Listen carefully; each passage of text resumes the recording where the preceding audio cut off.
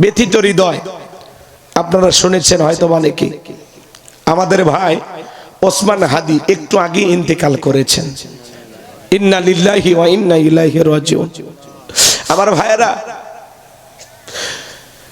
পবিত্র জুমাবারে আপনারা দেখেছেন কিভাবে প্রকাশ্যে তাকে গুলি করা হয়েছে। একেবারে কানের এই পাশ দিয়ে গুলি করা হয়েছে, আর এক পাশ ছিদ্র হয়ে গুলিটা বের হয়ে গেছে।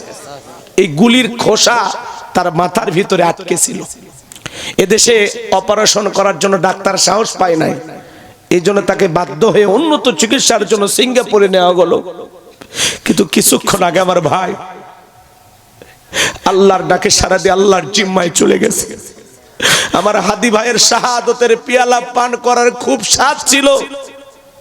সে বলেছিল আমাদেরকে এইভাবে থামানো যাবে না, যতক্ষণ পর্যন্ত আমাদের গুলি না করা হবে ততক্ষণ পর্যন্ত আমাদেরকে থামানো যাবে না। আজকে আমার ভাই গুলি খেয়ে শাহাদত বরণ করলো। আল্লাহ ওসমান হাদি ভাইকে আপনি শাহাদতের উচ্চ মাকাম দান করুন, জোরে বলুন আমিন।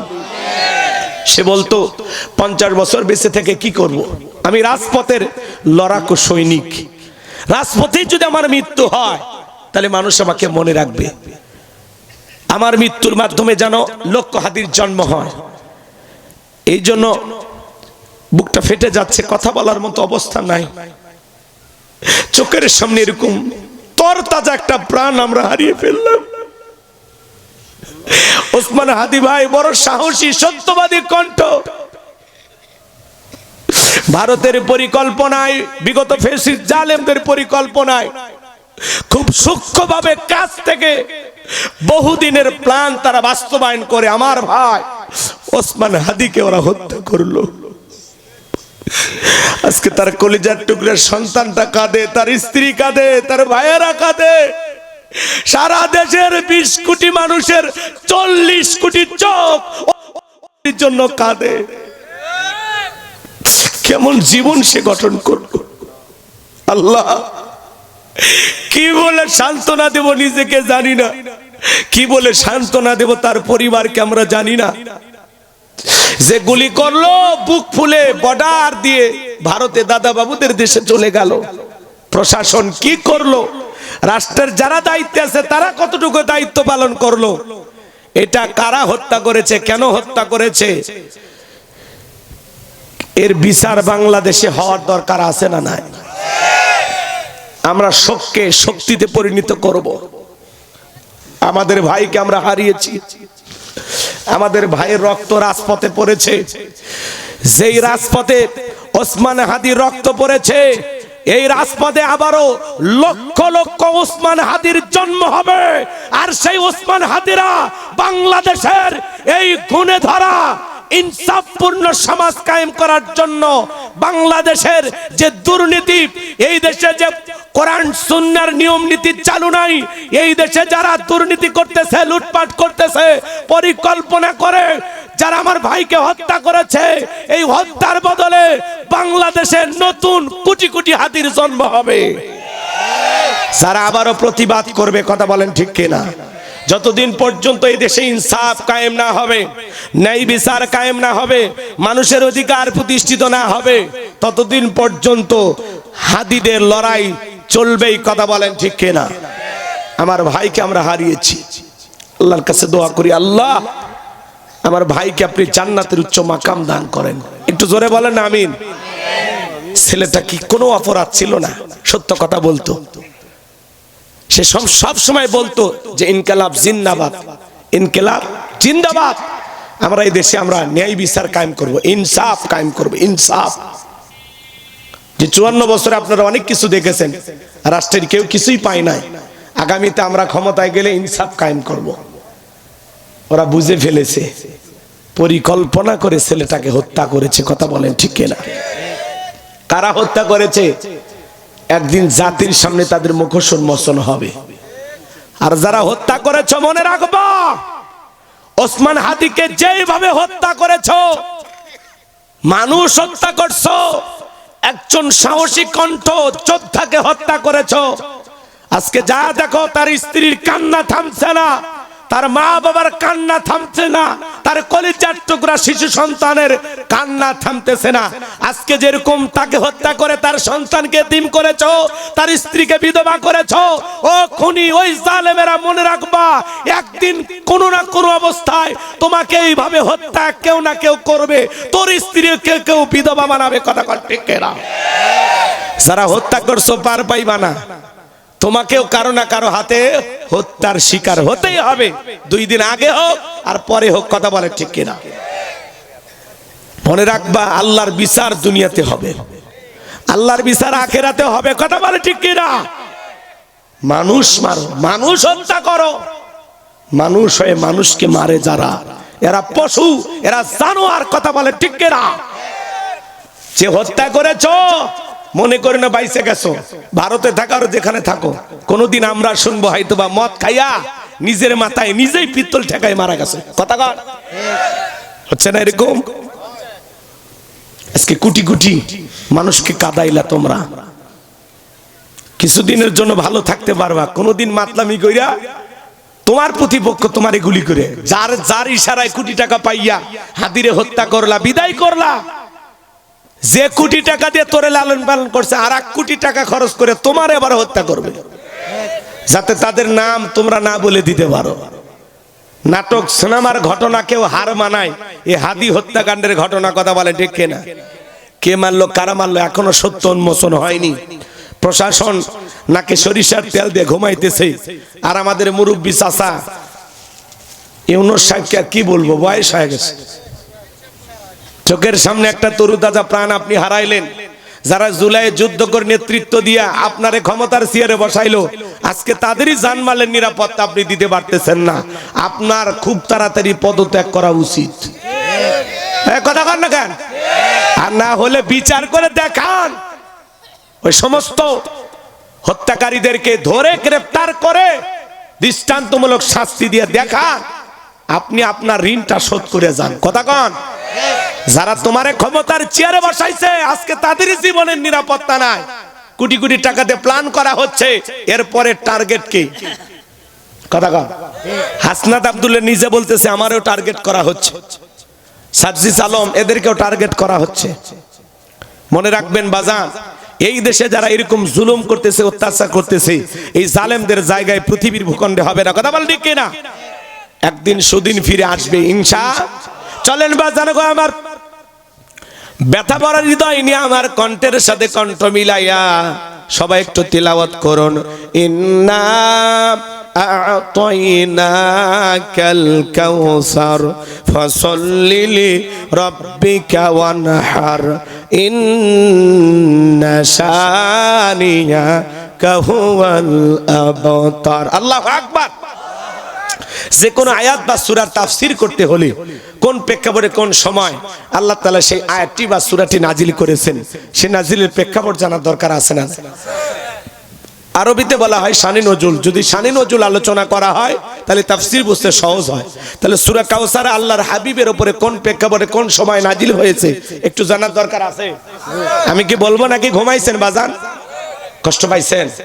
আমার কথা কি বিরক্ত হইলেন? বিশ্বাস করেন বাজান, হৃদয়টা ফেটে যাচ্ছে। ওই হাদি কারো না কারো ভাই। কথা বলেন, খারাপ লাগতেছে না? তরুতাজা প্রাণ। অন্য নেতারা নির্বাচনে প্রচার করতে গেলে নিজের পকেটের টাকা খরচ হয়, আর এই ছেলেটা নির্বাচনে প্রচার করতে গিয়ে জনগণ টাকা দেয়।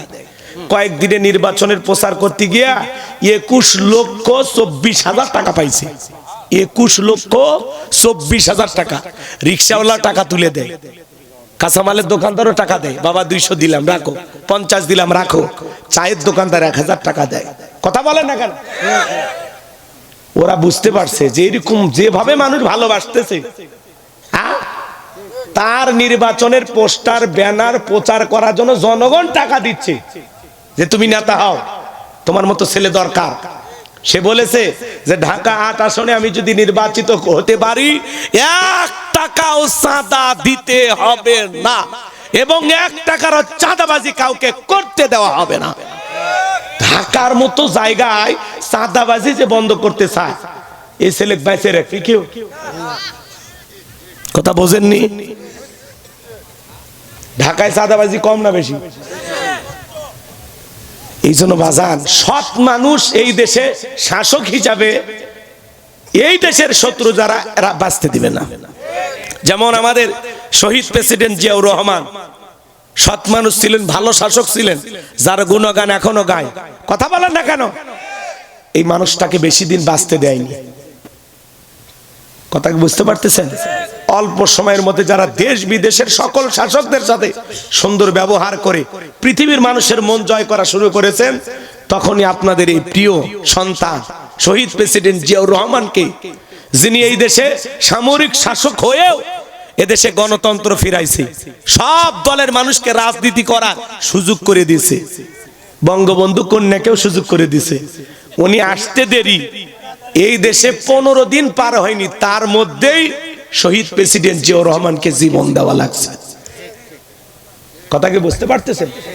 এগুলো একটু রাজনীতি হইলেও হোক, আপনারা মন খারাপ করলে আমার করার কিছু নাই, কারণ সমাজের বাস্তবতা তুলে ধরা লাগবে। কথা বলেন ঠিক কিনা? আমার ভাই হাদির রক্ত বৃথা যেতে পারে না। আপনারা দেখেন এই সমাজে কি হয়, খালি একটু অপেক্ষা করেন, একটু অপেক্ষা করেন। এদেশে বহু লাশ নিয়ে রাজনীতি হয়েছে, কিন্তু হাদির মতো এরকম সাহসী সন্তান আর পাবেন না। তাদের ইনকিলাব জিন্দাবাদ মঞ্চের পক্ষ থেকে বলা হয়েছে যে হাদির হত্যাকারীদের বিচার না হওয়া পর্যন্ত তারা শাহবাগে আন্দোলন চালিয়ে যাবে, তারা ঘোষণা দিচ্ছে। দেখেন দেশে কি অস্থিরতা হয়। মানুষের রক্ত নিয়ে খেলা করবেন আর রাজনীতি করবেন আর গেমস খেলবেন আর মানুষ তাকিয়ে দেখবে, এটা হবে না। যে খুন খারাপি শুরু হয়েছে পথে ঘাটে, মানুষের জানমালের কোনো নিরাপত্তা নাই। এই সমাজকে সুন্দর করতে হলে কি লাগবে, আজকের আলোচনা আমি সেটা আপনাদেরকে বোঝাবো ইনশাআল্লাহ। তাহলে রসুলের উপরে সূরা কাউসার আল্লাহ কখন নাজিল করেছেন আমি কি একটু বলবো?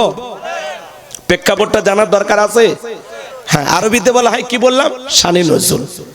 নবীজি আমার কাবার হাতিমে হেলান দিয়ে বসা, মনটা খারাপ, মুখটা মলিন, চোখের কোনা দিয়া নবীজির অশ্রু ঝরতেছে, চোখ দিয়ে পানি ঝরতেছে। সাহাবীরা নীরব তাকায় দেখতেছে। রসুল কাঁদে আর সাহাবীরা কিছু বলতে পারে? সাহাবীরা নীরব। নবীজির প্রিয় সাহাবী হযরতে আনাস জেগে বলেন, কিছুটা সময় অতিবাহিত হয়ে যাওয়ার পরে আমি তাকায় দেখি আমার নবীজি মুস্কি মুস্কি হাসতেছেন। বলুন সুবহানাল্লাহ। নবীর মুখে দেখে হাসি হযরতে আনাস জেগে বলেন, নবী গো, এই মাত্র দেখলাম মনটা খারাপ, মুখটা মলিন, চোখের কোনা দিয়ে অশ্রু ঝরতেছে, আবার কেনই বা মুস্কি মুস্কি হাসেন? আমার নবী কেন কাঁদেন, কেন হাসেন? এর পিছনে রহস্য আছে না নাই? নবীজির কান্না করার কারণ হলো নবীজির কলিজার টুকরা ছেলে সন্তানগুলো জন্ম নেয় আর এক একে ছেলে সন্তানগুলো মারা যায়। আবুল কাসেম মারা যায়, আবু তাকার মারা যায়, ইব্রাহিম মারা যায়। বাবা হিসাবে নবীর মনে কষ্ট লাগে কিনা? ছেলেগুলো জন্ম নেয় আর এক একে ছেলে সন্তানগুলো মারা যায়। রাসূল মনে মনে কষ্ট পায়। নবীজির কাছের চাচা নাম হলো আবু লাহাব, ডেকে বলে, ভাতিজা, তোমার বংশে বাতি জ্বালানো কেউ থাকলো না, তুমি একটা লেজ কাটা, তুমি একটা নির্বংশ, তুমি একটা হাত খুঁড়ে, জোরে কন্যা নাউজুবিল্লাহ। কথা কন্যা কেন? ছেলে মারা যার চাচা ভাই আর সমালোচনা করে।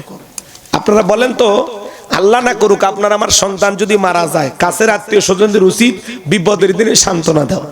বাবা তুমি সবর করো, ধৈর্য ধারণ করো, জীবন মৃত্যুর মালিক আল্লাহ, আল্লাহ সন্তান দিয়েছে, আল্লাহই নিয়েছে, মন খারাপ করো না। আল্লাহ যদি চাই বছর না ঘুরতে আবারও তোমাদের ঘর আলোকিত করে সন্তান দিতে পারেন, তিনি কে? তাহলে কাছের মানুষদের উচিত বিপদের দিনে সান্ত্বনা দেওয়া। কিন্তু নবীর চাচা আবু লাহাব, এ কিন্তু আবু জেহেলের চাইতে খারাপ। আল্লাহ আবু জেহেলের নামে কোনো সূরা দেয়নি, কিন্তু আবু লাহাবের নামে সূরা দিয়েছে। শুধু আবু লাহাব খারাপ না, ওর বউও খারাপ, আর স্বামী স্ত্রী দুটাই খারাপ। এটা সূরা লাহাবের তাফসীর করলে আপনারা বুঝতে পারতেন, কিন্তু ওই দিকে আলোচনা নিয়ে গেলে আমার 5টা পর্যন্ত ওয়াজ করে শেষ হবে না। আমার দিকে তাকান। এ যখন সমালোচনা করে কি বলে, কয় ভাতিজা, তোমার বংশে বাতি জ্বালানোর কেউ থাকলো তুমি একটা লেজ কাটা, তুমি একটা নির্বংশ, তুমি একটা হাত খুঁড়ে, জোরে কোন নাউজুবিল্লাহ। যদিও রাসূলের 4টি কন্যা সন্তান জীবিত ছিল, কিন্তু ছেলেগুলো জন্ম নেয় আর এক একে মারা যায়। আমার ভাইয়েরা, নবীজির ছেলে সন্তানগুলো কেন মারা গেল? এই পৃথিবীর জমিনে অসংখ্য নবী রাসূলকে আল্লাহ তাআলা পাঠিয়েছেন, তাদেরকেও সন্তান দিয়েছেন, প্রাপ্ত বয়স পর্যন্ত, যৌবন পর্যন্ত পৃথিবীর জমিনে জীবিত ছিল, কিন্তু রাসূলের একটি ছেলে সন্তানও কেন জীবিত থাকলো না? আল্লাহ তাআলা কেন শিশুকালে উঠায় নিলেন? এর পেছনে কারণ আছে না নাই? নবীজির ছেলে সন্তানগুলো শিশুকালে বিদায় নেওয়ার পিছনে কারণ আছে 3টি। আল্লাহ কেন শিশুকালে রাসূলের সন্তানগুলোকে নিলেন? কি সেই 3টি কারণ? উম্মতে মুহাম্মাদি হিসাবে আপনার আমার জানার আগ্রহ আছে না নাই? কারা কারা শুনতেছেন হাত তুলে দেখান তো বাজান। লিল্লাহে তাকবীর। হাত নামান আমার ভাইয়েরা। নবীজির ছেলে সন্তানগুলো কেন মারা গেল? কি সেই 3টি কারণ যদি আমি বলতে চাই, 3 নাম্বার আয়াতের আলোচনা করা লাগবে। আমি কি 1 নাম্বার আয়াত বাদ দিয়ে 3 নাম্বারে যাব, নাকি আস্তে আস্তে শুরু করা যাক? ধৈর্য আছে তো ভাই? গভীর মনোযোগ দিয়ে কথাগুলো শুনে যান। একে তো সন্তান হারানোর ব্যথা, অন্যদিকে আপন মানুষদের সমালোচনা, আবার সাহাবা ইকরাম যারা ইসলাম ধর্ম গ্রহণ করে, কাফের বেঈমানরা তাদের উপর নির্যাতন জুলুমের স্টিম রোলার চালায়।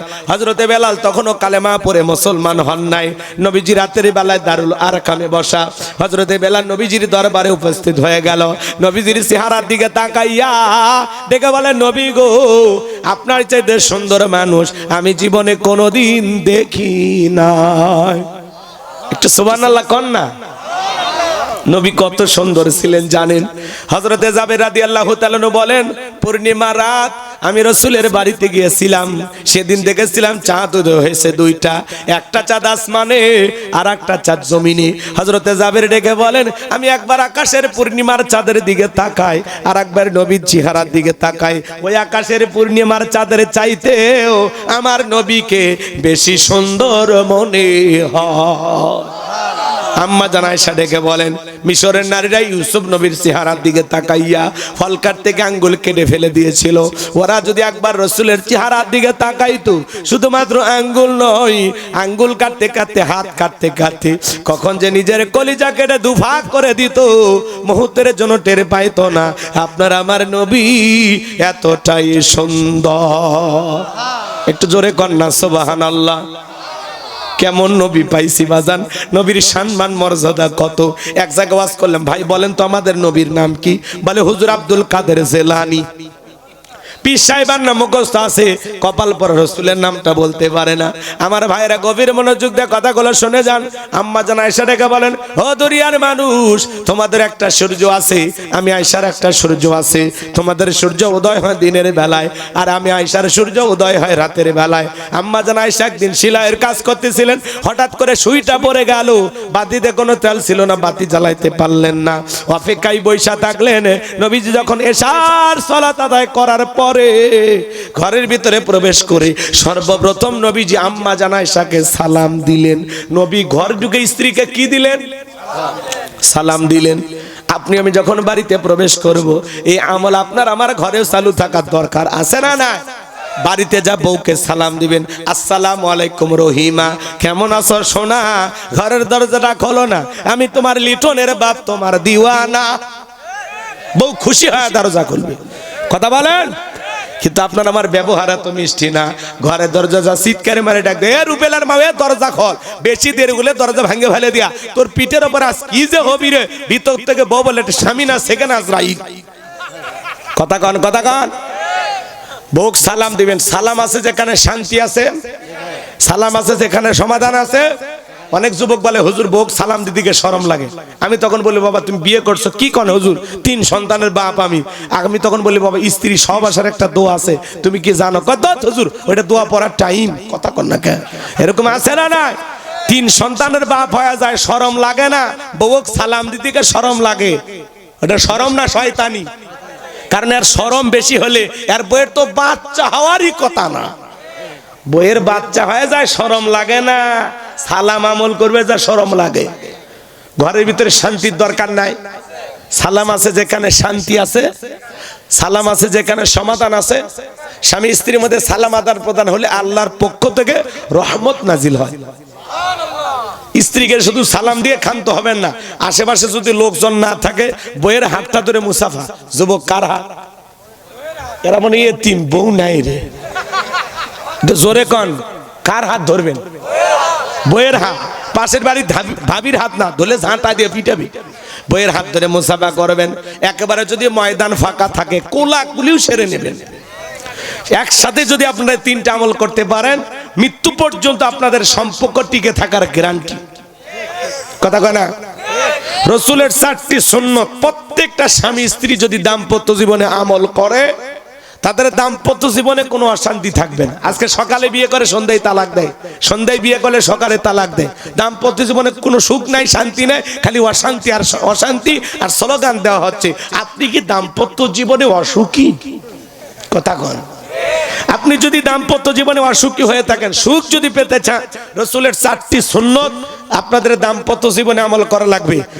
এখানে যারা আলোচনা শুনবেন, আমি কি 4টে সুন্নাত কি কি বলবো? কারা কারা শুনবেন একটু হাত তুলে দেখান তো দেখে। লিল্লাহি তাকবীর, লিল্লাহি তাকবীর। আমার ভাইয়েরা গভীর মনোযোগ।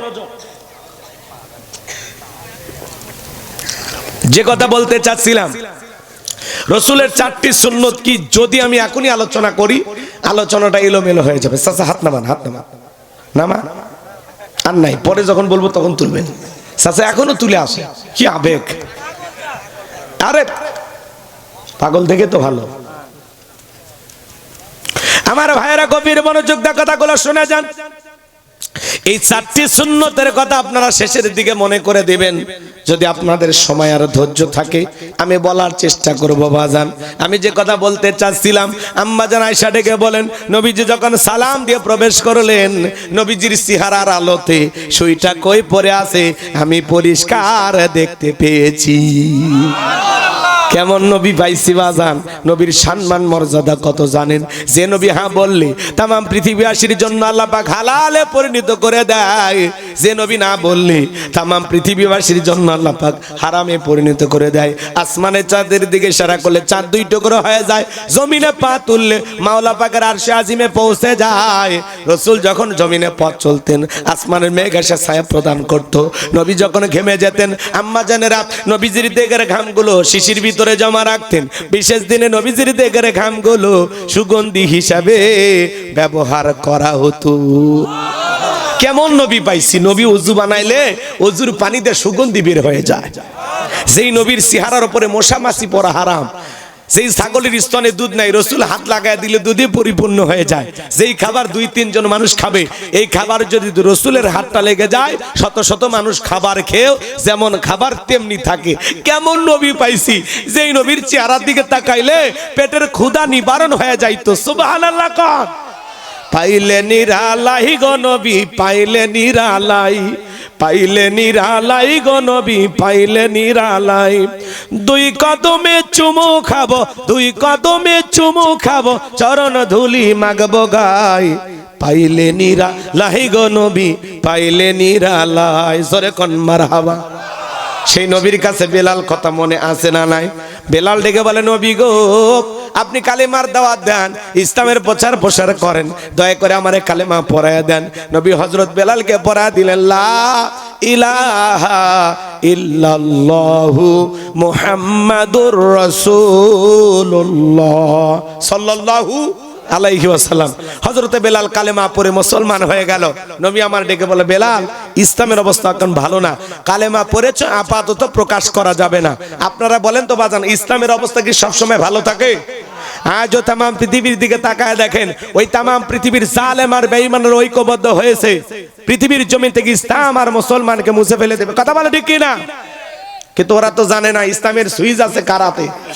আর একটু জোরে বলেন, কার হাতে? আমার আল্লাহ বলেন, ইউরিদুনা লিতুফিউ নূরাল্লাহি বিআফওয়াহিহিম ওয়াল্লাহু মুতিম্মু নূরিহি ওয়ালাউ কারিহাল কাফিরুন। সূরা সাফ আয়াত নাম্বার 8 আল্লাহ রাব্বুল আলামিন জানিয়ে দিলেন কাফেররা চাই মুখের পথকার দিনের আলোকে ইসলামের আলোকে কোরআনের আলোকে নিভায়া দিতে। আমার আল্লাহ ডেকে বলেন আল্লাহু মুতিম্মু নূরিহি, এই জমিনে দিনের আলোকে কোরআনের আলোকে ইসলামের আলোকে আমি আল্লাহ রাব্বুল আলামিন প্রতিষ্ঠিত করেই ছাড়ব। যদিও কাফের বেঈমানদের অন্তরে যত ধরনের জ্বালা যন্ত্রণা হোক না কেন, বলেন আল্লাহু আকবার। নেতানিয়াহু বলেন আর ডোনাল্ড ট্রাম্প বলেন, যারাই মুসলমানের রক্ত নিয়ে খেলা করতেছে ওই জালেমদের জায়গা পৃথিবীর জমিনে হবে না। আজও ফিলিস্তিনিতে মুসলমানের রক্ত নিয়ে খেলা করা হয়, আজও চীনের উইঘুরে মুসলমানদের হত্যা করা হয়, আজও ভারতে গরুর গোশত খাওয়ার অপরাধে মুসলমানকে জীবন দেওয়া লাগে। কথা বলেন। এই জমিনেও যারা মুসলমানের রক্ত নিয়ে খেলা করেছিল, রাতের আধারে শাপলা চত্বরে যারা আলেমদেরকে হত্যা করেছিল, আলেমদেরকে মিথ্যা মামলা দিয়ে ফাঁসির দড়িতে ঝুলিয়েছিল, যাদের হাতে মুসলমানের রক্ত লেগেছিল, এই জুলাই আন্দোলনে শত শত হাজার হাজার মায়ের বুক যারা খালি করেছিল, যাদের হাতে মুসলমানের রক্ত লেগেছিল, ওরা ক্ষমতার চেয়ার রেখে পালিয়ে গেছে। আমরা চাইছিলাম পদত্যাগ, ম্যাডাম পদত্যাগ করেন। আল্লাহ বলে কিসের পদত্যাগ? ওরা যে অন্যায় অপরাধ করেছে শুধু পদত্যাগ না, আমি আল্লাহ ওদের দেশ ত্যাগ করতে বাধ্য করব। ইন্না বাতশা রাব্বিকা লাশাদীদ, আল্লাহর পাকড়াও বড় কঠিন। আল্লাহ ধরে না, যেদিন ধরেছে মামু বাড়ি দিল্লি গিয়ে পড়েছে। কথা কি বোঝেন? শোনেন,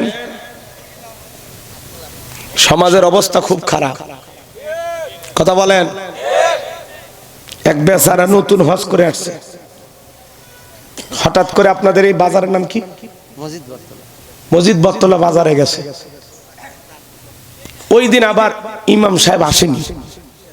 কথা কি বুঝতে পারতেছেন? তো সবাই বলতেছে ইমামতি করবে কে? কয় জুব্বার ঝুল যার বেশি লম্বা সে। এখন নতুন হাজি তো নতুন জুব্বা সৌদি আরব থেকে কাটিংও মারেনি, জুব্বা ছেঁচড়ে যাচ্ছে। মানুষ করছে বুজুর্গ পাওয়া গেছে। হাজি সাহেব বলতেছে বাবা যত বড় আলেম মুফতি মুহাদ্দিস ভাবতেছ আমি কিন্তু অত কিছু না। কয় না, আল্লাহ ওয়ালারা এরকম নিজেকে গোপন করে রাখে, আপনি সামনে যান। করছে বাবা রে অবস্থা কিন্তু ভালো না। কয় না, আপনি সামনে যান। জনগণ জোর করে সামনে দিয়ে দিছে। মাগরিবের নামাজ, কিসের নামাজ? কয় রাকাত? 3 রাকাত। এবার পিছন থেকে আকামত চলতেছে। বেচারা কোনো মতে দাঁড়াইয়া সূরা ফাতিহা শেষ করে প্রথম রাকাতেই সূরা নাস পড়ছে। এ নাস ছাড়া আর কোনো সূরাই জানে না। কথা কি বুঝতে পারতেছেন? আচ্ছা, সূরা নাসের পরে আর কিছু আছে? আচ্ছা, কোনো মতে খালি সিজদায় গেছে। প্রথম সিজদা দিয়া বেচারা দ্বিতীয় সিজদায় গেছে। আস্তে করে মসজিদের সাইডে বেড়া ছিল, ওই বেড়া ভেঙে ফেলে গেছে। আধা ঘন্টা হয়ে যায়, সিজদা থেকে ওঠে না। মুরব্বীরা গলা খা করতে, হুজুর আর কতক্ষণ? কথা কি বুঝতে পারতেছেন? গলা খা করতে বুঝাচ্ছে হুজুর আর কতক্ষণ। কিন্তু আছে ইমাম আছে নাই।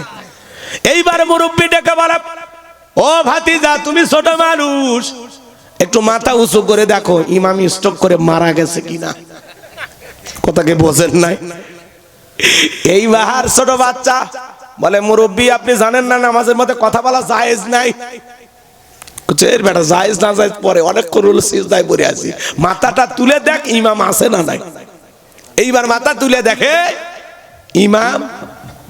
কচ্ছে ইমাম মুসল্লা ইমামও নাই, বেড়া ভাঙ্গা পালিয়ে গেছে ইমাম। তাই নাকি? বলে হ্যাঁ। এবার সবাই তাকায় দেখে সত্যি তো ঘটনা তাই, ইমাম পালায় গেছে। কথা কন না কেন? রাগ করতেছেন? এই জন্য সমাজে যারা ইমামতি করা হলো এরা 1 রাকাতের ইমাম, এরা 2য় রাকাত পড়াইতে পারে না। এই জন্য 1 রাকাতের ইমাম হওয়ার কারণে কিন্তু এরা সমাজে হাজার হাজার কোটি কোটি জনগণকে ফেলাইয়া ওরা পালিয়ে গেছে। কথা বলে ঠিক কিনা?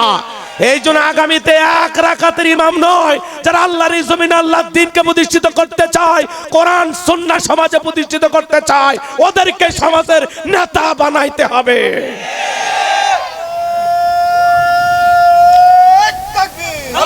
খালি কোন মতে সূরা জানে, কয় আমরা কি কোরআন হাদিস জানি না, আমরা কি নামাজ পড়ি না। ওরে বাবা, আছে না না? খালি হঠাৎ করে ভোটের আগে টুপি, ভোটের আগে পাঞ্জাবি। কথা কন না কেন? এই সুবিধাবাদ জিন্দাবাদ এগুলো আর চলবে না। আর আলেমদের দিকে বাঁকা চোখে তাকায় করে হুজুরেরা হলো ধর্ম ব্যবসায়ী। নির্বাচনের আগে যারা হঠাৎ টুপি পরে, হঠাৎ পাঞ্জাবি পরে, এরাই হলো সেরা ধর্ম ব্যবসায়ী, কথা কোন ঠিক কিনা? আলেমদের দিকে বাঁকা চোখে তাকাবেন না, খবরদার আলেমদের দিকে বাঁকা চোখে তাকাবেন না। এই পৃথিবীর জমিনে যারা আলেমদেরকে লাঞ্ছিত করতে গেছে, আল্লাহ পুরো পৃথিবীর সামনে তাদেরকে লাঞ্ছিত করে ছেড়ে দিয়েছে। কারণ আলেমদের সাথে আছে কি? জোরে বলেন। আমরা বিচার কারো কাছে দিব না, জায়গা মতো দেব, সময় মতো বিচার করে দেবে। রাগ করতেছেন নাকি আপনারা? এজন্য সমাজের ইমাম বুঝে শুনে বানানোর দরকার আছে না নাই? চলেন না বাজানোর সামনের দিকে যায়। যারা এই দেশের জনগণের রক্ত নিয়ে খেলা করেছিল আজকে আছে? আছে? নাই। নিজেদের তৈরি করা ট্রাইব্যুনাল নিজের নামে ফাঁসি রায় হয়ে গেছে। আল্লামা সাইদি হুজুরের বিরুদ্ধে ফাঁসি রায় হয়েছে, সারা দেশে মানুষ মারা গেছে প্রায় 2 শতাধিক। আর 16 বছরের প্রধানমন্ত্রী, তার বিরুদ্ধে ফাঁসি রায় হয়, একটা মশাও মরে না। কথা কন না কেন? আবার ওরা বলতেছে এই অবৈধ ট্রাইব্যুনালের রায় মানি না। নিজেরাই ট্রাইব্যুনাল গঠন কইরা যখন জামাত বিএনপির বিচার করছেন তখন মজা লাগছে, বৈধ ছিল। এখন নিজের ঘরে বিচার করেছে, অবৈধ হয়ে গেছে। কথা কয়। আবার উনি মাঝে মাঝে ওনার কল রেকর্ড ফাঁস হয়, আমাদের ছাড়া থাকতে পারবে না তো, ভালো নাই তো। কথা কয়। এই দেশের শান্তি আর চেয়ারে থাকার গরম আছে না? এখন নরম সুরে কথা বলে, দেশের কাছে আছি, চট করে ঢুকবো। আপনি যাওয়ার আগে বলে যাননি, আসার আগে বলার দরকার নাই। মেয়ে মানুষ, আমরাও চাই কতদিন বাইরে থাকবেন, আপনি দেশে আসেন। কথা কন না কা? বুবু আহিবা তুমি আইবা গো, সেদিন আইসা বুবু ক্ষমতা পাইবা না। ও বুবু আহিবা তুমি আইবা গো, সেদিন আইসা বুবু ক্ষমতা পাইবা না। খোঁজ নাই বহু কাদের কাকার, অবস্থা খারাপ দরবেশ বাবার, হাও নাঙ্কেল এখন সামনে আসে না। নেতা কর্মী সব জেলের ভিতর, বুবু আছে ডরের ওপর, কখন জানি আসে গ্রেপ্তারি পরোয়ানা। বুবু আইবা তুমি আইবা গো, সেদিন আইসা বুবু চিয়ার পাইবা না। ক্ষমতার চেয়ার থেকে নামা সহজ, ওই চেয়ারে ওটা কঠিন। কথা বলে ঠিক কিনা? আর আমরা আগামীতে সিদ্ধান্ত নেব, আর যাই হোক কোন নারীকে এই দেশের প্রধানমন্ত্রী বানাবো না। যে দলেরই হোক, পুরুষ হবে আমাদের নেতা। নারীদের দেখার দিন শেষ, আগামীতে পুরুষের বাংলাদেশ। কারা কারা পুরুষ নেতা চান হাত তুলে দেখান। লিল্লাহে তাকবীর। হাত নামান। মেয়ে মানুষের রাগ বেশি, জেদ বেশি। দেখেন না, স্বামীর সাথে ঝগড়া লাগে, হাড়ি পাতিল ভেঙে ফেলে দেয়, স্বামী তুলে আসার মারে পালিয়ে যায়। কষ্ট হচ্ছে আপনাদের? বিরক্ত হইতেছেন আপনারা? আমার ভাইয়েরা মন খারাপ করেন নাকি? ভয় পাচ্ছেন? কষ্ট হচ্ছে? আমার ভাইয়েরা বুঝে শুনে, তবে হ্যাঁ, 3 বারের সাবেক প্রধানমন্ত্রী, দেশ নেত্রী, আপনাদের পুত্রবধূ বেগম খালেদা জিয়া, তার কথা ভিন্ন। উনি জীবন মৃত্যুর সন্ধিক্ষণে লাইফ সাপোর্টে বেঁচে আছেন। 3 বারের সাবেক প্রধানমন্ত্রী, দেশ নেত্রী বেগম খালেদা জিয়া অসুস্থ হয়ে এখনো হাসপাতালে পড়ে আছেন।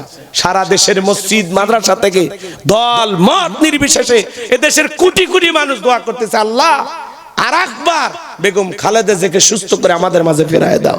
জোরে বলেন আমিন, জোরে বলেন আমিন। এই দেশের আপসহীন নেত্রী তাকে বলা হয়, দেশপ্রেমিক একজন নেত্রী, তার নাম বেগম খালেদা জিয়া। এদেশের মানুষকে বিপদে ফেলে পালায় যায়নি। ওনার সম্মান, ওনার কথা ভিন্ন। ভুল বুঝবেন না, উনি আলেমদেরকে ভালোবাসতেন। উনি ক্ষমতায় থাকা অবস্থায় কোনোদিন কোনো দাড়িওয়ালা টুপিওয়ালাকে অসম্মান করেনি, কোনো আলেমকে জেলখানায় ঢুকায়নি। উনি আল্লামা সাইদি হুজুরকে বলতেন, বেগম খালেদা জিয়া বলতেন, হুজুর আমি শহীদ প্রেসিডেন্ট জিয়াউর রহমানের স্ত্রী, আমি ক্ষমতায় থাকা অবস্থায় এই দেশে ইসলামের বিরুদ্ধে কোনো কাজ আমি করব না। আল্লাহু আকবার বলেন। বেগম খালেদা জিয়ার আশেপাশে যে মানুষেরা থাকেন তারা বলেন, আমরা দেখেছি তিনি কখনো 5 ওয়াক্ত নামাজ কাজা করতেন না। ওনাকে যখন ক্যান্টনমেন্টের বাসা থেকে বের করে দেওয়া হলো, উনি 9 মিনিট চোখের পানি ছেড়ে দেখে দিয়েছেন আর বলেছেন, বিচার কার কাছে দিব? বিচার আমি আল্লাহর কাছে দিলাম। আপনি সেদিন তাকে করেছিলেন ঘর ছাড়া, আল্লাহ আপনাকে কিছুদিনের ব্যবধানে করেছে দেশ ছাড়া। এটাই আল্লাহর বিচার। কথা বলেন ঠিক কিনা? উনি যতটা অহংকার করেছেন যে ইউনুসকে পদ্মা সেতু থেকে টুক করে ফেলে দিবি, আজকে ইউনুস টুক করে চেয়ারে বসে আছে, যে ফালাবে ওরা নাই। এটা কার বিচার? কার বিচার? আমাদেরকে বললো রাজাকার, এক শব্দে ক্ষমতার চেয়ার পুরে সরকার, বসার জায়গা নেই। এজন্য সামনে খুব চিন্তা ভাবনা করে পা ফেলবেন। রাজাকার আর মৌলবাদের জঙ্গির ট্যাগ লাগাইয়া আর দিন চলবে না। কথা বলেন। যারা আমাদেরকে জঙ্গি আর রাজাকার বলবে, মনে রাখবেন ওরা যেরকম খেসারত দিয়েছে, সামনে রাজাকার রাজাকার বলে যদি কেউ খেলতে চান অবস্থা ভালো হবে। ছাত্ররা স্লোগান দিয়েছিল না, তুমি কে আমি কে, রাজাকার রাজাকার, কি এক স্লোগানে পুরো দেশ তোলপাড়। এদেশের শিশু থেকে নারী বৃদ্ধ সব মানুষ রাজপথে নামছিল। বিশেষ করে 4 তারিখে কেউ আর ঘরে থাকেনি, আর 5 তারিখে তো দুপুর 1টার পরে তো বিজয় উদযাপন করার জন্য সবাই নামছে। তবে ওই দিন দুঃখ লাগছে আমার, এক জায়গায় কিছু লোকেরা আছে, ওরা বিভিন্ন জায়গায় সুযোগ বুঝে ঢেউটিন খুলে নিয়ে গেছে, দোকানের মালামাল লুটপাট করে নিয়ে গেছে। এরা কিন্তু ভালো মানুষ না। এরা কি না, এরা ভালো মানুষ না। আমি চোখের সামনে দেখছি ভাই, রাস্তার মধ্যে আনারসের দোকানদারের আনারস ঢাকা ছিল, আনারস গুলো নিয়ে যাচ্ছে। ওরা মানে জীবনে খাইনি, ছোট লোকের বাচ্চা। কথা কন। পালাচ্ছে কি হচ্ছে, উনি পালাচ্ছে আনারস খাবার খেছে। হ্যাঁ, এই আনারস কি, আনারস অবৈধ। হ্যাঁ, যাই খাচ্ছে অবৈধ। ঠিক ঠিক ঠিক, এইবার ঠিক আছে। কষ্ট হচ্ছে নাকি আপনাদের? কি আপনি চলে যাবেন, কিছুক্ষণ থাকবে? একটু শুরু করিয়ে, মেহমান কাছে থাকলে ভালো লাগে। হ্যাঁ, খুব তারা আছে। লিল্লাহি তাকবীর। সম্মানিত ভাইয়েরা আমার, গভীর মনোযোগ দিয়ে কথাগুলো শুনে যান বাজান। আমি যে কথা বলতে চাচ্ছিলাম, বেলালকে নবী ডেকে বলে, বেলাল রে, ইসলামের অবস্থা কোন ভালো না, কালেমা পড়ে শপথ প্রকাশ করা যাবে না। রাসূল মক্কার জিন্দেগিতে 13 বছর দাওয়াত দিয়েছিলেন, এর মধ্যে 3 বছর গোপনে প্রকাশ্যে কালেমা পড়ার মতো পরিবেশও ছিল না। 3 বছর প্রকাশ্যে কালেমা পড়বে এরকম পরিবেশ মক্কায় ছিল। এজন্য রাসূল বলতেছে, বেলাল একটু কালেমা পড়ছে গোপন রাখো। বেলাল তখন উত্তর দিয়ে বলতেছে, নবী আমার জীবনেরই কোনো দাম নাই। আমার মনিব উমাইয়াকে বললাম যে এই যে উট দুম্বা ছাগল পেশাব করে এই ঘরেই যে আমারে থাকতে দেন, আমার একটু কষ্ট হয়, আমার জন্য আলাদা একটা ঘর করে দেন। তখন বলতেছে, উট দুম্বা ছাগলের দাম আমার কাছে আছে, কিন্তু তোর মতো কালো হাফসি বেলালের দাম আমার কাছে নাই। নবী গো, আমার জীবনের দাম নাই, আপনি শুধু আমাকে দোয়া করে দেন, মৃত্যু পর্যন্ত যেন কালেমার পথে টিকে থাকতে পারি। এই কথা বলে হযরতে বেলাল চলে গেলেন। পরের দিন সকালবেলা সূর্য উদয় হয়ে গেছে, অনেকটা বেলা হয়ে গেছে। হযরতে বেলাল দরজা খোলে না। অন্য চাকর যারা আছে নালিশ নিয়ে চলে গেছে মায়ের কাছে, যায় বলে, নেতা এখন পর্যন্ত বেলাল দরজা খোলে নাই, তাই নাকি? বলে হ্যাঁ, চলো যাক দেই। ও বেলাল দরজা খোল। হযরতে বেলাল দরজা খোলে না, জোরে করে ধাক্কা মারছে। যখন দরজা খুইলা গেছে, তখন এইবারও মায়ে তাকায় দেখে যেই রাত্রিতে বেলাল কালেমা পড়ে মুসলমান হয়েছে, ওই রাত্রিতে একটা উট দুম্বা ছাগলের কাছে কোনো পেশাব পায়খানা নাই। জোরে কোন মারহাবা। আমার ভাইয়েরা, এইবার ওমায় ডেকে বলে, চাকরের দল বেলালের বিরুদ্ধে মিথ্যা অভিযোগ দাও। তোমরা যখন ঘুমাচ্ছিলে বেলাল তখন ময়লা আবর্জনা পরিষ্কার করেছে, তাকায় দেখো না একটা উট দুম্বা ছাগলের কাছে কোনো পেশাব পায়খানা নাই, যাও নিজেদের কাজ করো। এই কথা বলে ওদেরকে তাড়িয়ে দিয়া এক পা দুপা করে বেলালের কাছে চলে গেলেন। হযরতে বেলাল দেয়ালে পিঠটা লাগাইয়া জিহ্বা নাড়ায়া জিকির করে কার। এইবার হালকা করে বেলালকে ধাক্কা মারছে, যখন জবান দিয়ে কালেমার আওয়াজ বের হয়েছে, তখন এইবার ওমায় ডেকে বলে, বেলাল রে, তোর জবান দিয়ে কি শুনলাম, তুমি কি মুসলমান হয়েছো? হযরতে বেলাল ডেকে বলে, মুসলমান হয় যারা মিথ্যা কথা বলতে পারে না তারা। ওয়াকুলু কাওলান সাদীদা। মুসলমানেরা হলো সত্যবাদী, মুসলমানেরা কখনো মিথ্যাবাদী হতে পারে না। আমাদের সমাজে মিথ্যাবাদী আছে না নাই? ভরা পেটেও মিথ্যা, খালি পেটেও মিথ্যা, ঘুম থেকে উঠাও মিথ্যা, ঘুমানোর আগেও মিথ্যা। মিথ্যা বলতে বলতে এক পা কবরে চলে গেছে, চেহারা বেঁকা হয়ে গেছে, এরপরে মিথ্যা বলা ছাড়ে না। অনেকে বলে মিথ্যা না বলে আমার পেটের ভাত হজম হয় না। কথা কন না কেন? এতই মিথ্যাবাদী। হেলিকপ্টার দিয়ে কয় পানি দিছিলাম, আর র্যাবের মহাপরিচালক বলল না, হেলিকপ্টার থেকে পানি না, ইন্টারনেট বন্ধ করে হেলিকপ্টার থেকে গুলি করা হয়েছে। আর উনি বলে পানি দেওয়া আছে। তাহলে সত্যবাদী না মিথ্যাবাদী? মানুষ কেমনে পারে এত মিথ্যা কথা কইতে? মেট্রো রেলের কাজ ভাঙ্গা দেখে কান্দে, বিটিভি ভবন দেখে কান্দে, আবু সাইদের রক্ত দেখে আর এরা কাঁদতো না। কি কি কথা বলেন না কেন? শহীদ আবু সাইদ মুক্ত, শেষ হয়নি যুদ্ধ, লড়াই তো কেবল শুরু। এক হাদি হারাবে, লক্ষ হাদির জন্ম হবে। আগামীতে বাংলাদেশে ইনসাফ কায়েম হবে খুব তাড়াতাড়ি। যেভাবে জমিনে রক্ত পড়া শুরু হয়েছে না, সেই দিন বেশি দূরে নয়, এই জমিনে ইসলাম প্রতিষ্ঠিত হবে। এই জমিনের মানুষ তার ন্যায্য অধিকার ফিরে পাবে। আমরা না হতে চাই ভারতের গোলাম, না হতে চাই আমেরিকার গোলাম। এই 56,000 বর্গ মাইলের বাংলাদেশ আমাদের দেশ। এই দেশ চলবে জনগণের কথায়। বিদেশি কোন দাদা বাবুদের কথায় বাংলাদেশ চলবে না। কথা বলে না কেন? কি দেশের মালিক অন্য মানুষকে বানাবেন? মাথায় রাখবেন। চলেন না সামনের দিকে যাই। আমি কি দোয়া করব? চলবে ওয়াজ কিছুক্ষণ চলবে। লিল্লাহে তাকবীর। বেলাল কি বলে? মুসলমান হয় যারা মিথ্যা কথা বলতে পারে না, মুসলমান হবে সত্যবাদী। যা বলবেন সত্য বলবেন। মিথ্যা বললে একটা মিথ্যাকে ঢাকতে আরো 10টা মিথ্যা বলা লাগে। যত মিথ্যা বলবেন তত পেঁয়াজ লাগবে। মিথ্যা বললে জবানের বরকত কমে যায়। মিথ্যা বললে, এদিক খেয়াল করেন, গুনার পাল্লাটা ভারী হয়। কারণ মিথ্যা বলা জায়েজ না হারাম? কবিরা গুনাহ, কবিরা গুনাহ, বড় গুনাহ। এজন্য জবানটাকে হেফাজত করবেন, মিথ্যা কখনো বলবেন না। সব সময় সত্য কথা বলবেন। কথা কি বোঝা যায়? আল্লাহ আমাদের সত্যবাদী হওয়ার তৌফিক দান করেন, সত্য কথা বলার তৌফিক দান, সত্য পথে চলার তৌফিক দান। জোরে বলেন আমিন। সংক্ষিপ্ত কথা বাজান আমার শুনে যান।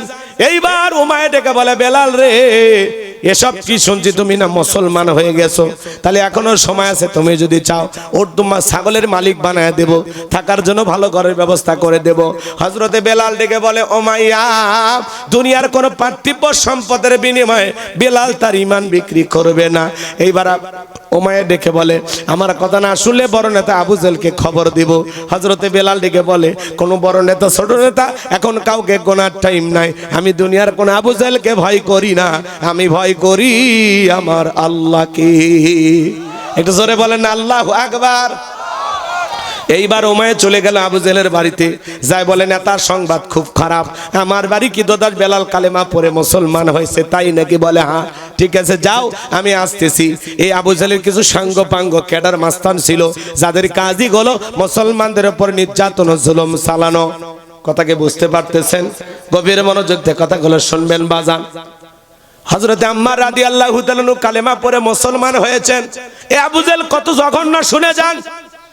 তার মা সুমাইয়া কেন হেঁটে যাচ্ছেন, আবু জেল ডেকে বলে, আম্মার, হে আম্মার, শুনলাম তুমি আর তোমার পরিবারের লোকজন নাকি মুসলমান হয়েছো, তোমার মাও নাকি মুসলমান হয়েছে। হযরতে আম্মার রাদিয়াল্লাহু তাআলা ডেকে বলেন, হ্যাঁ আমরা মুসলমান হয়েছি। আবু জেল ডেকে বলে, তুমি কি জানো এর পরিণতি কত ভয়ঙ্কর হতে পারে? এই কথা বলে আম্মার এবং তার মা সুমাইয়া রাদিয়াল্লাহু তাআলা কে ধরলেন, একটা ফাঁকা মাঠের মধ্যে নিলেন, আর ডেকে বলে, আম্মার রে, এখন যদি একটা খেলা দেখায় বলতো কেমন হবে? হযরত আম্মার বলে, আবু জেল কি খেলা দেখাইবা? বলে, তোর চোখের সামনে যদি আমি তোর মাকে উলঙ্গ করি বলতো কেমন হবে? হযরত আম্মার মাথাটা তো নত করলেন। সুমাইয়া ডেকে বলে, আমার সন্তান, বেঈমানদের কথায় কখনো ঈমান ছাড়বা না। এইবার আবু জেল সুমাইয়ার উপর আঘাত করা শুরু করলেন। আঘাত করতে করতে হযরত সুমাইয়ার দেহ থেকে, শরীর থেকে সমস্ত কাপড়গুলোকে খুলে নেওয়া হলো। উলঙ্গ করা মাত্র জমিনের মধ্যে পড়ে গেলেন। আবু জেল ডেকে বলে, যুবকেরা, আম্মার মাথাটা উঁচু করে তুলে ধরো, সে একটা নজর তার মারে দেখুক। হযরতে আম্মার মাথা উঁচু করার আগে চোখের পানি ছেড়ে দেখা দেয়, বলে, আল্লাহ, এই দৃশ্যটা দেখার আগে জমিন যদি ফাঁক হয়ে যেত তবু ভালো ছিল। ওরা জোর করে মাথা উঁচু করতে চায়, আম্মার মাথা উঁচু করে না। সুমাইয়া ওই পড়ে থাকা অবস্থায় ওই পজিশন থেকে সন্তানকে ডেকে বলে, আম্মা, বেঈমানদের কথায় কখনো ঈমান ছাড়বা না। আবু জেল একটা বর্ষা দিয়া সুমাইয়াকে আঘাত করতে করতে তার লজ্জাস্থানের ভিতরে এত জোরে একটা আঘাত করলেন, ফিনকি দিয়ে রক্ত বের হয়ে গেল। সুমাইয়া শাহাদাতের পেয়ালা পান করবেন, এমন মুহূর্তে সন্তান গেড়ে গে বলেন, ও আমার সন্তান, আমি আমার নাকে জান্নাতের সুঘ্রাণ পাইতেছি, আমি হয়তো আর বেশিক্ষণ দুনিয়াতে বাঁচবো না। বলে যাই আমার সন্তান শুনে নাও, ওই বেঈমানদের কথায় কখনো ঈমান ছাড়বা না। সাহাবায়ে কেরাম ঈমানের পরীক্ষা দিয়েছেন কিভাবে, তাদের ঈমানটা কত মজবুত ছিল। এইবার আবু জেহেল তার সাঙ্গ পাঙ্গ ক্যাডার মাস্তান নিয়া ওমায়ের বাড়িতে হাজির হয়ে গেল। ভাইরা আমার, আজও তামাম পৃথিবীতে দেখবেন জালেমদের বিশেষ একটা বাহিনী থাকে, যাদের কাজই হলো টুপিওয়ালা দাড়িওয়ালা ইমানদার আল্লাহ ওয়ালাদেরকে টার্গেট করে করে হত্যা করা, নির্যাতন চালানো। কথা বলে ঠিক কি না? এইবার আবু জেহেল ডেকে বলে, বেলাল এইদিকে আয়, আমি তোরে পার্সোনাল ভাবে মোহাব্বত করি। এসব কি শুনছি, তুমি নাকি আব্দুল্লাহর বেটা মুহাম্মদ সাল্লাল্লাহু আলাইহি সাল্লামের কাছে কালেমা পড়ে মুসলমান হয়েছো। এখনো সময় আছে বেলাল, তুমি যদি চাও ওর দুম্বা ছাগলের মালিক বানায় দেব, থাকার জন্য ভালো ঘর বাড়ি বানায় দেব, ব্যবসা বাণিজ্য যদি করতে চাও দিরহাম টাকা পয়সা যা লাগে সব দেব রে বেলাল। ও বেলাল, তুমি চাইতে দেরি, তোমার চাহিদাটা আমরা পূরণ করতে দেরি করব না। হযরতে বেলাল ডেকে বলে, আবু জেহেল রে, দুনিয়ার সব সম্পদ যদি আমি বেলালকে দিতে চাও, দুনিয়ার সব সম্পদ ছাড়তে রাজি, নবীজির কালেমা ছাড়তে রাজি নাই। বলেন আল্লাহু আকবার। বেলালের মতো যারা ইমানদার তাদেরকে টাকা দিয়ে কেনা যায় না, কিন্তু মুনাফিক মার্কা মুসলমান যারা টাকার কাছে বিক্রি হয় তারা। কথা বলেন, টাকা পাইলে বাতিলের পাঁচাটা গোলাম হয়, টাকার জোরে ফতুয়া করে, টাকা পাইলে বৈধকে অবৈধ বলে ফতুয়া দেয়, আর অবৈধকে বৈধ বলে চালিয়ে দেয়, টাকার জোরে ফতুয়া ঘোরে। কথা কোন বোঝেন না? টাকার জোরে ফতুয়া এদিক সেদিক হয় না। হঠাৎ করে বউ তালাক দিছে, তালাক তো মানুষ হঠাৎ করে দেয় নাকি দিনক্ষণ তারিখ ধার্য করে দেয়? তালাকের মাসালা আমি দিচ্ছি না, মানে বুঝানোর জন্য এক্সাম্পল দিচ্ছি। রাগ করে বউ তালাক দিছে, মুফতি সাহেবের কাছে যা কয়, হুজুর বউ তো রাগ করে তালাক দিছে, হুজুর একটা বাঁচা রাস্তা দেখান, হুজুর দুইটা বাচ্চা কান্নাকাটি করতেছে। কথা কয় না কেন? তালাক দেওয়ার পরে ছেলে রাগ করে খালি তালাক দেওয়ার কথাই মনে হয়, পৃথিবীতে আর কোনো শব্দ নাই। কথা কয় না? তোর এতই রাগ, 7 দিন পুকুরের মধ্যে ডুবে থাক, তোর এত রাগ বান্দরবন যা থাক কয়েকদিন। কথা কয় না কেন? এ রাগ করে বউ বাদ দিয়ে অন্য জায়গায় যা। অন্য জায়গায় মানে কি, শ্বশুর বাড়ি যাবে? বোঝেন না, বাড়িতে থাকার দরকার নাই, কয়েকদিন বাইরে ঘুরে বেড়ান, সেখানে মন চায় সেখানে যান। খালি রাগ করে বউ তালাক দেওয়া শিখছেন না? তুই তালাক, তোর মাও তালাক। ও মানে দুটা কি বিয়ে করছিলেন একসাথে? এরকম লোক আছে না? না তো তালাক দিয়ে করছে, ইমাম সাহেব দুটো বাচ্চা আছে হুজুর, মুফতি সাহেব দেখেন কি করা যায়। মুফতি সাহেব করছে, না তালাক দিচ্ছেন ভাই, এটা আর হবি না। যখন হাতের মধ্যে টাকা গুছে দিছে 5,000 10,000, হুজুর তখন বলছে, আসলে এটা প্রথম না, এটা প্রথম তালাক। শোনেন, এটা প্রথমবার তো একটু তওবা তাকেদা পরে হবে, আল্লাহ মাফ করে দিবে। কথা কয় না কেন? টাকার জোরে ফতুয়া, গরিবের ছেলে অকাম বদকাম, ধর বান্ধে মার, বেঁচে আছে ওই। কথা কয় না কেন? কিন্তু কোটিপতি সভাপতির ছেলে, ধনির ছেলে, হুজুর সেদিন তো গরিবের বেলায় খুব ফতুয়া দিলেন, আজকে তো সভাপতি কি সভাপতির বেটাই কাম করছে। হুজুর এখন কি ফতুয়া দিবি? হক কথা বললে তো ইমামতি চলে যাবি। তখন হুজুরের ফতুয়ার আর শোন নাই, তখন বলে আসলে ধনির ছেলে তো শৃঙ্খল, দুষ্টুমি করে পাপটা করছে। দেখেন আপনারা গ্রামবাসী কি করবেন, আমি হুজুর টানেন কে? কথা কন না কে? গরিবের ছেলের বেলায় হুজুর আগে থাকে আর ধনির বেলায় পিছে যায়। কথা কন না কে? এরকম আছে না? নয়।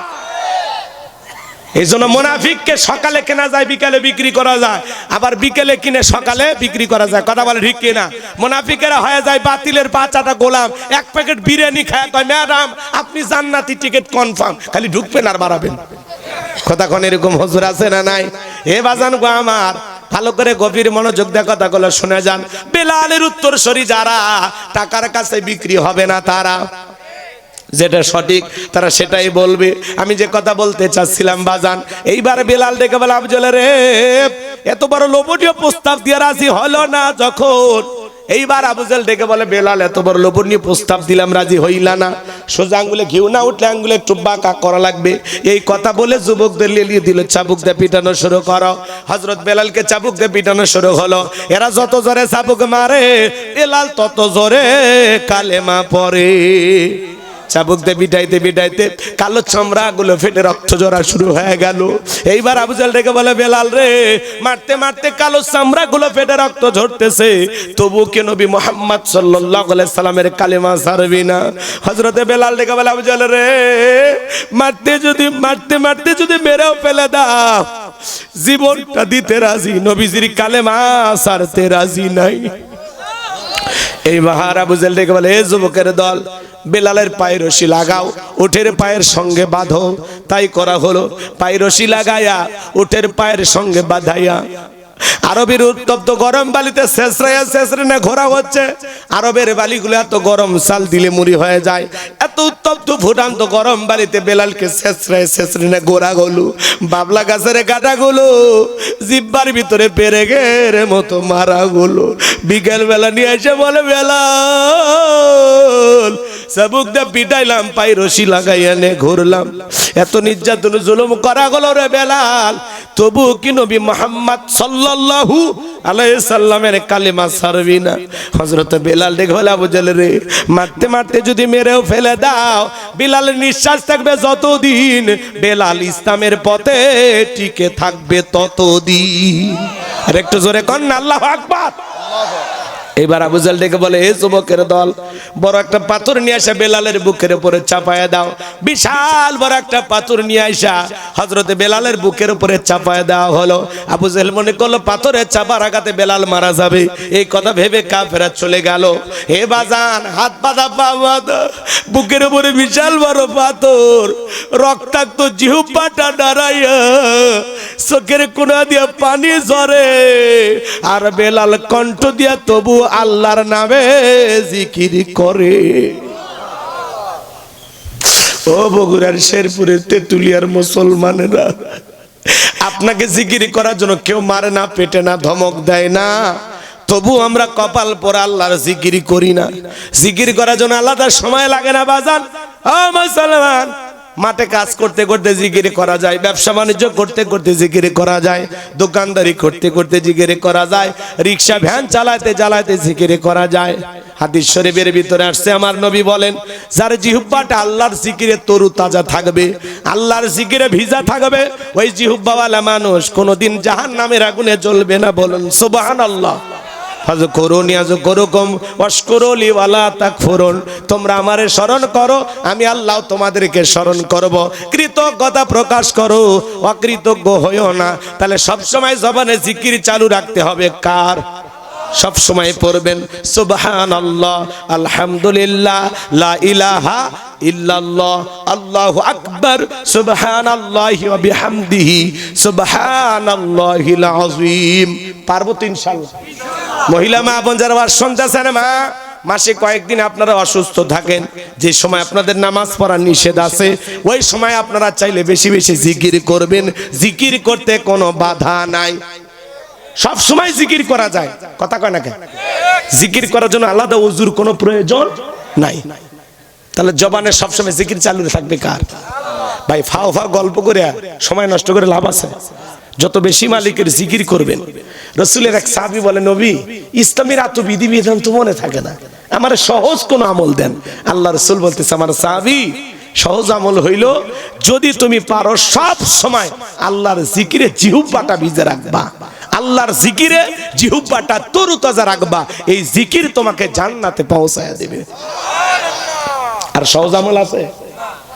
তাহলে সব সময় জবানে জিকির চালু থাকতে হবে কার? সবসময় হিন্দি গান, বাংলা গান, বউরে গালি, এলাকার লোকের গিবত, সমালোচনা, কথা কয় না কেন? এগুলোই তো জবানে আছে। অন্যের গিবত করে দিন যায়, অন্যের সমালোচনা করে দিন যায়। জমিতে কাজ করেন আর মোবাইলে গান শুনতেছেন, কথা কওয়া লাগবে, কথা কওয়া লাগবে, আছে না? কাজ করতেছে মাঠে ময়দানে আর গান টান মারতেছে। কি তাই কি ভোজপুরি গান গান ওটা কোন দেশের? ভারতে, তামিলনাড়ু। দেখছেন ওইদিকে তোমার নানার বাড়ি নাকি? কি পোলাপান দেখছেন?